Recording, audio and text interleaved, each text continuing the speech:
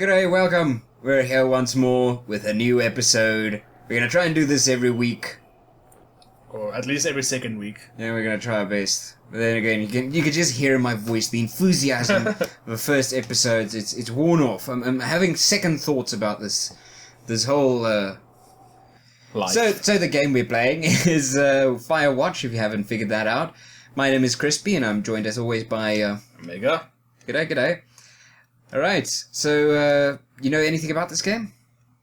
It's called Firewatch. That's correct. And you play as a fire watchman guy in a forest. You play as a forest ranger, that's correct. Which generally watches for fires. Yeah. And it released recently? Yeah, like a month or two ago. Looks kind of cool, never played it. Yeah, so let's sit back and just watch it. Yeah. Hope you enjoy the show, guys. So, yeah, as I mentioned, you played the forest ranger in this game, and the game is kind of more like a walking simulator than anything else. Plays off in like the 80s or something, but it starts off with this little 1975. Yeah, no.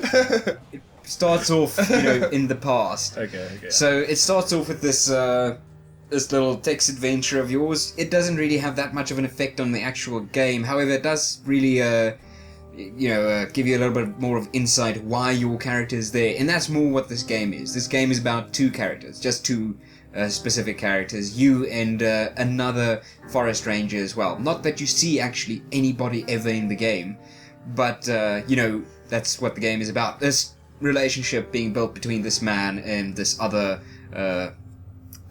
person, yeah, this other forest ranger. But the game's got a lot of very, very awesome moments. I'm going to say that it's pretty as hell for a game that isn't necessarily, graphically strong. Atmospherically, this game is so much fun.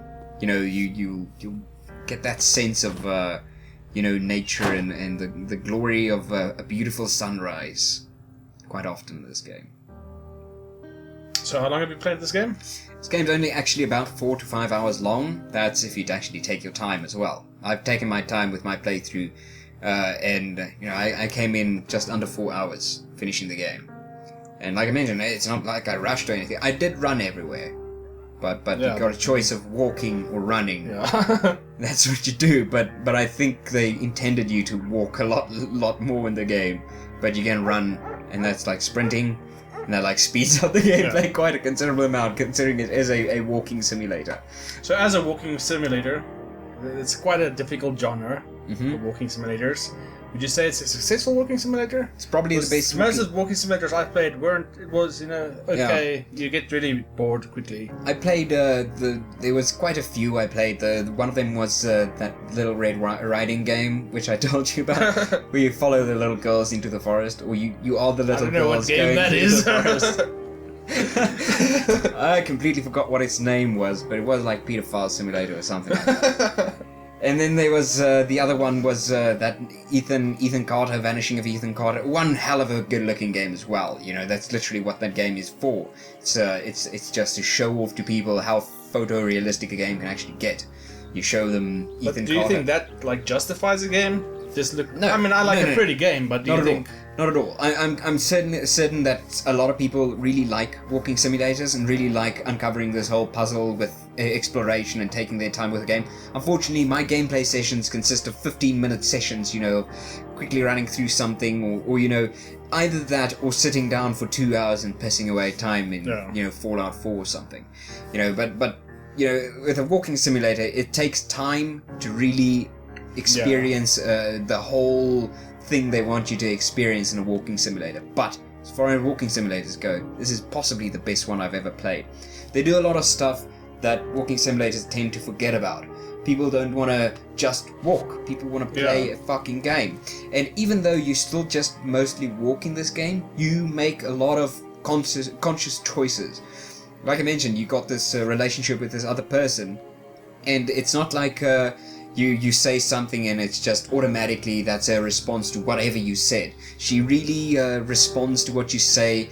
Like an hour later, she'll bring up a conversation you had an hour ago, about something specific that you specifically decided to choose to tell her. So there's a lot of follow up on the story. The story is very well very well written. It's a very fun story to follow. But if you're one of those people that could get pissed off at a game, by the end, if the game really doesn't really give you what you wanted it to give you, this game has one of the most disappointing endings of any game ever. I really hate to spoil that, but if you're looking at this game and you've played it around about 2 hours and you really enjoy just the walking, but if you play that's fine, enjoy that. But if you play 2 hours and really just want to find out where the story is going, I'm sorry to inform you that the story is really not... It doesn't have a great ending. Not that something bad happens, it's just a plain ending. It's just, it ends. Which really pisses me off. But this was kind of fun, this little bit of a... You talk to, or you choose what your path is in certain ways. Is it a very linear game? Quite indeed. Yeah, no. Like I said, the only thing that isn't linear is your conversation choices you have with this other person. I expected a little bit more, but a bit more open world when back when you saw it at E3. Definitely. Yeah. It's going to be like this very. I mean, you kind of knew it was going to be like a lot of walking, but you didn't think it would be. You can definitely have that. I think if you actually play this game up to the round about 1 hour before you end the game, you have all the tools to climb everywhere and go everywhere in the game. You have all your harnesses, you all have all your clips for the walls and shit. Sure, then maybe you can spend like a few hours walking about in the forest. But you're still not gonna really... You're not gonna advance anything. You're just gonna do that. Yeah. And that's about it. They give you like this disposable camera in the game, which is kind of cool. Which only has about 24 shots on it. Oh. So you can take photos in the game, throughout the game, and then at the end they give you this slideshow of all your photos you took. And I gotta say, I took some very good photos in this game. Yeah. Would have been nice if the game was a little bit longer than, Definitely. They could have definitely worked more with the open world thing in this. If they gave you a little bit more of an exploration thing, a little bit more life in the game would have been better. There's only one part you actually see a deer. The entire game. That's like almost the only animal you see throughout the entire game. They could have just there's this whole sense of a dead world still around you that a lot of walking simulators have that I have a lot against walking simulators. The world usually feels so dead. I get it that sometimes this is like a conscious choice for them. They want to have you in this eerie... Yeah, well, that depends on the game. Yeah, no, I mean, obviously, this game you're like in a fucking forest. Yeah, no, obviously, but still, some animals would have been nice. Yeah. And here you're gonna see the deer. This is actually the only time you see another creature. But as you can see, it's pretty as hell. It's just got that atmosphere. It's just got this beautiful look to it.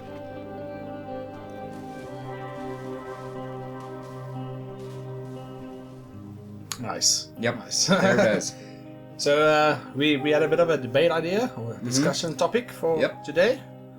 Yeah, we watched the recent trailer for Marvel's American War. American War. There it is. Captain America, War of the Ancients. That's the one. That one. You all know it. Yep. Defend of the Ancients. Yeah. That one, and I brought up the question, So there was the second trailer for the movie. Yeah, the second trailer. The second trailer features like all the best parts of a movie type of trailer. So it's like all the action scenes. You get a taste of what it's I think we can spoil the trailer. It's a trailer. Yeah, it's a fucking trailer. So at the end of the trailer, you see Spider-Man. Yeah, there's Spider-Man at the end of the trailer. Our topic for debate is: do we think, or do you think it's necessary for a movie to have more than one trailer? Especially trailers like this that you kind of give something away. Something big about the movie. Yeah, no. I was saying that, Spider-Man would have been such a cool thing to see in the movie when you finally go watch the movie.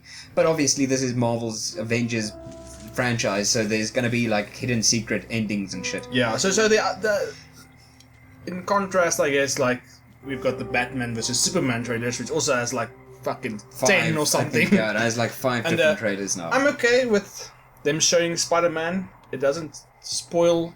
It doesn't spoil. No, really. it doesn't It's just, spoil anything. For and me. I think it'll gather some viewers. You know, Like, it does although- actually spoil something. It spoils that sense of something wonderful happening in a film that you didn't expect while watching the film. That's what they spoiled. They spoiled the surprise of the film. But for me, I'm still okay with it. My problem is with the Batman vs Superman trailer. They in the newest one or the last one, they show that Doomsday is going to be in it, and I feel that was just super unnecessary. That was just blatantly spoiling something from the plot. Which one was Doomsday again? The big guy that they all fight in the trailer. Yeah. With the laser eyes. Yeah, that's. I just remember the lizard man. Yeah, that's Doomsday. Is that He's not Doomsday? really a lizard man. He's a. Excuse Oh, me. I think it's Doomsday. People take this Pretty sure it is. Anyway, that. So what's wrong? Because and you show Spider-Man, it's like, oh, he's some nice character in the story. He's probably not going to be really involved with the plot. Doomsday, on the other hand, is a major villain. That's Yeah. probably going to be a massive plot. You know, that's probably like the last Spider-Man movie. That's They could have totally, because that, I didn't see. I think a lot of, especially like not hardcore You know, that's superhero like- fans. They're going to see Doomsday and they're not going to say, well, I really need to see this movie now because Doomsday is in it.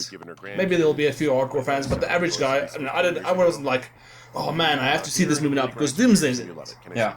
So they could have left that out. It doesn't do anything, and it could have been a nice surprise in the movie. Yeah, no, that's like episode 5. In the trailer for episode 5, they said, oh, here's his father. Yeah. That's like the same Yeah. level of spoiling it. You know, that's like something that could have been something great Yeah. in your film, but it just in interest of advertisement, Yeah. they chose to do this. It's very weird for me. I don't really know why they do this.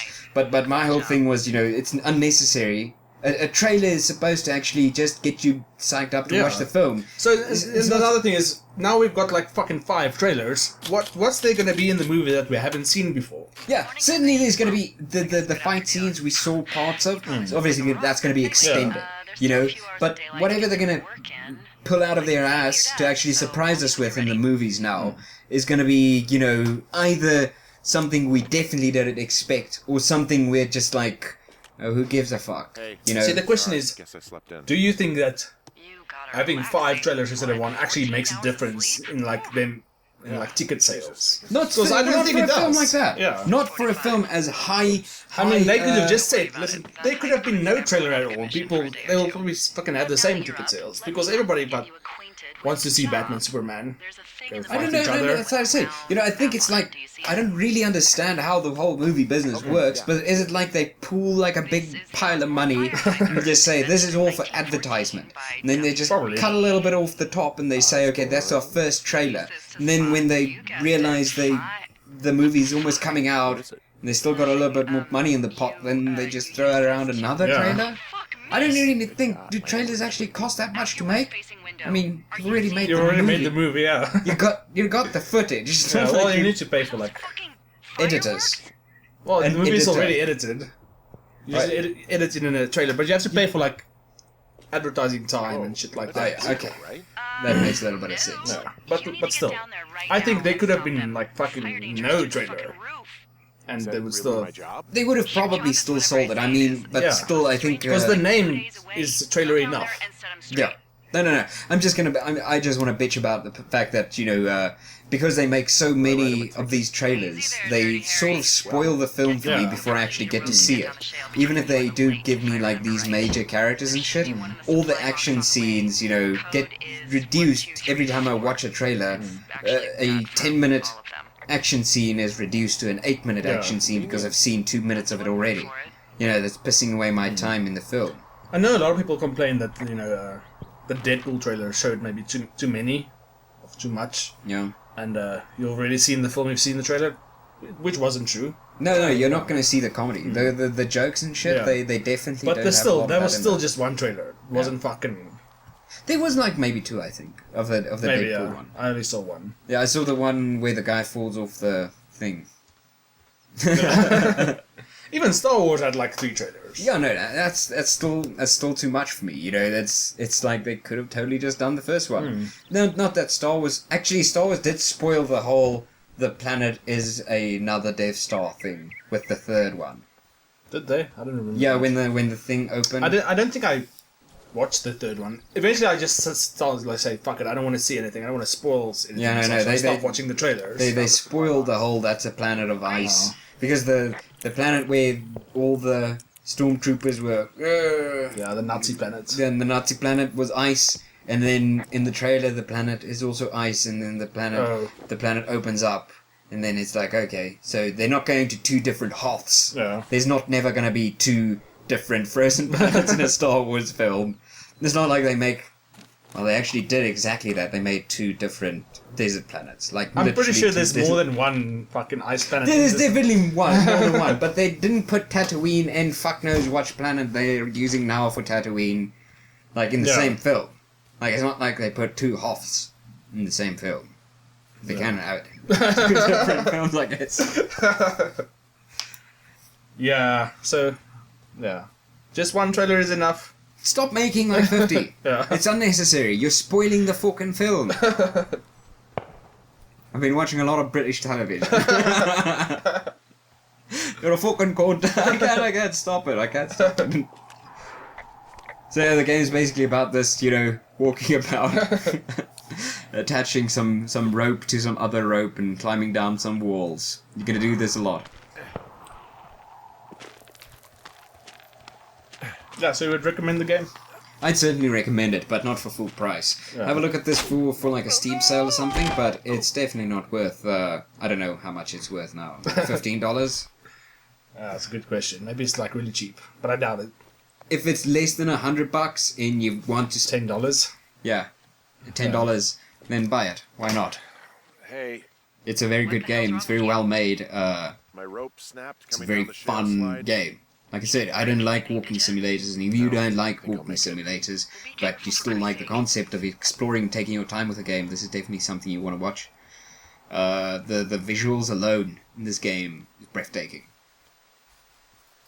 As you can see, it's It is beautiful. a hell of a nice camping Very spot nice. down here by the lake. I haven't been down there in years. Very, but very yeah, nice. Jonesy Lake area is perfect.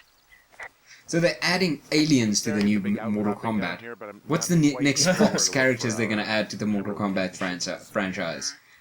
Maybe Like we keep said, heading we west toward think the lake. the Simpsons and the Futurama people are next. Although Futurama's not Fox anymore. Are you fucking serious? Yeah, it's Comedy Central, but they Yeah. can still use... Sure am. No, they can't. To be honest, I would like a Futurama fighting game. But I don't want to play Mortal Kombat with Futurama characters. I just want to play a fighting game with Futurama characters. What? You want to play a Futurama game that's a Yeah. fighting game about Futurama. Yeah. I want to actually just see a good Futurama game. I think there's quite a bit of a promise for something like that. You make it like the game Sunless Sea.